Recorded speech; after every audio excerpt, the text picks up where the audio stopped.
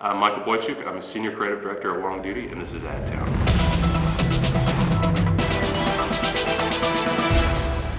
I'm Michael Boychuk. I'm the Creative Director at Wong Doody, and actually I've been at Wong Doody for my entire career. I've been at the agency for 15 years.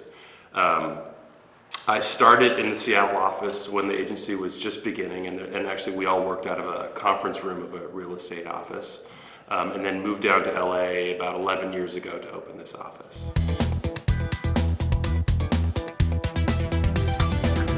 I actually teach a class once a week to budding art directors, and I always say that the most important thing is how much effort you put into getting a job. If you decide you're going to get a job, then you can do it if you just absolutely commit to it, and I was totally committed to just getting a job. So I wasn't thinking that far ahead in terms of being a creative director.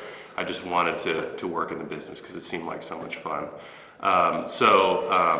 You know, I didn't care what I had to do. I didn't care how lowly the position was. I just decided I was going to do it, and sort of had to harass my way and stalk my way into the job. And I think a lot of people have to do that. And there's a lot of people that I know that, you know, are my age that are now moving up a little bit. And, you know, a lot of people did the same thing. It's not easy. Usually the first, you know, you get 10 or 15 rejections before you finally start to get, you know, maybe a chance at a job, and you have to be totally committed to it.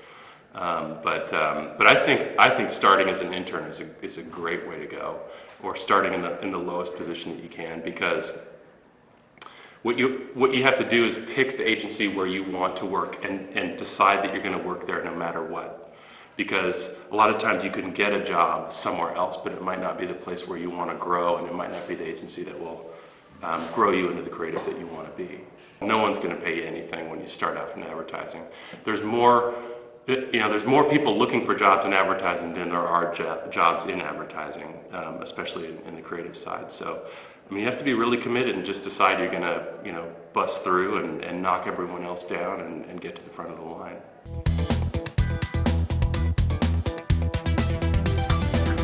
Technology is so hard to keep up with right now, and you know, we have billboards in LA now where they are through satellite obtaining images that they project immediately, and there's radio billboards that will project what's playing on that radio station at any given moment. Actually heard an interview with a guy that's developing a technology that has facial recognitions within the billboard, so they can tell how many people are looking at the billboard, how long they're looking at the billboard, you know, what sex they are, what age they are.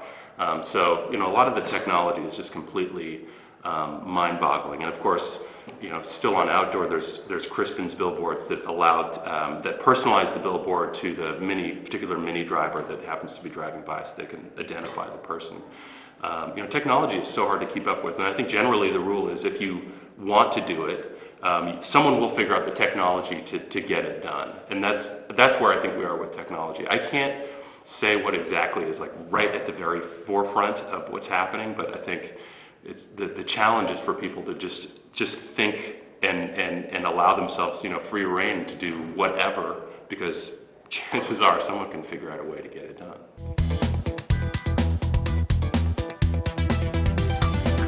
I mean, I think that is the struggle right now between sort of traditional brand agencies and digital agencies, and, you know, to define which is the lead agency now. But it's exciting because in the beginning, no one even knew where to put all of this new digital, you know, all of the technology-driven creative. They didn't know where to put it in award show books, how to categorize it, how to award it. But now, years later, we're starting to see that the kids that are, you know, the new blood in the industry is totally aware of what's going on, and they're bringing the creativity into the technology. And so I don't think it's as much of an issue as it once was. I mean, now, you know, before it was, there was the agency that could sort of tell the story. You know, the great storytellers were on the agency side, and the digital people were just pure technology. And, you know, you sort of couldn't put the peanut butter and the chocolate together. And now you see great stories being told on the web through great technologies. And I'm not as worried about that. I mean, I think sometimes technology is going to be in the lead, and sometimes the idea or the story is going to be in the lead.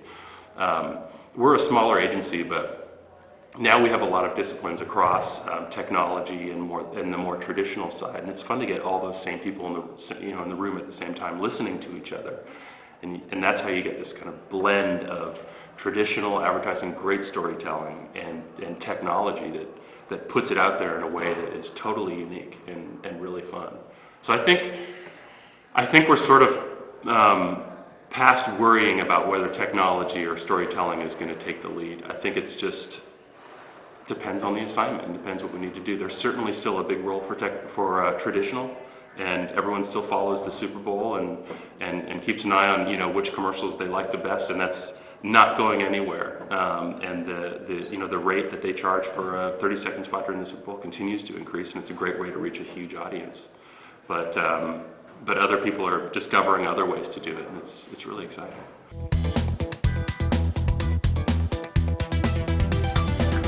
The industry itself is running a little bit scared right now. I mean, certainly in Los Angeles in particular, there's been a lot of layoffs at agencies here. I think everyone's trying to push through it, but right now is a funny time. I don't see a lot of really great groundbreaking work. I think clients are kind of pulling back a little bit, and the work's gotten a little bit more conservative at the moment, and agencies are trying to be more efficient, and they're trying to grow the relationships they have with existing clients, because there's not a lot of big pitches going on right now, not like there was 2-3 years ago.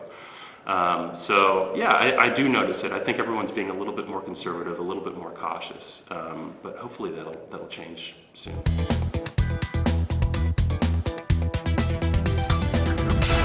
Well, certainly, I mean, once you get all the people at the table that are capable of developing new technologies, of writing code, of coming up with traditional ideas, then it's wide open. It's not just banners or websites.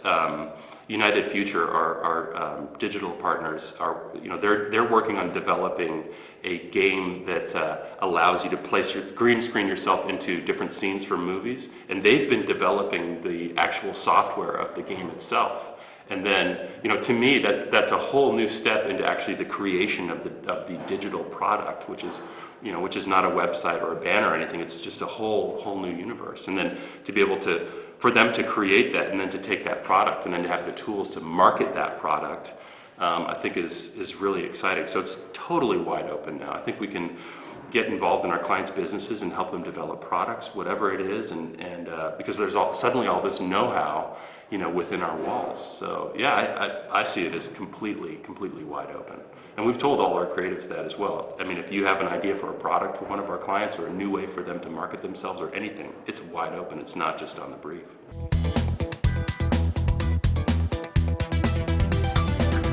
That's a great example of something I think that is sort of exhibit A for us in terms of combining traditional and non-traditional, and even starting with a lot of traditional thinking, but blowing it out into this completely new world of digital. No Stank You is what we did for the Department of Health in the state of Washington to help get teens to stop smoking and to reduce the rate at which the teens are starting, because basically if you get them early, people are less likely to start smoking, and kids that smoke are obviously likely to smoke throughout their lives.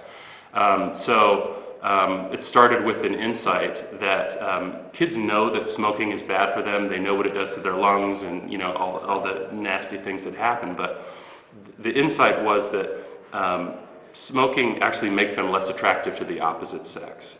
And so we've really highlighted that. We've stayed away from kind of disgusting medical information or body bags or anything like that, and just the idea is no stank you. You stink when you smoke, and no thank you. So and that's been mostly a digital effort. Actually, there's been everything from 5-second TV spots to 5-second radio spots to a huge online effort to getting kids to make their own T-shirts and marketing those online. So it's been a gigantic community effort, and it's been very successful. We've gotten a great response for it, and we're in the 3rd year of it now. So, and actually, there's been a terrific results out of it. Washington had one of the highest growing teen smoking rates when we began, and now it's near the bottom.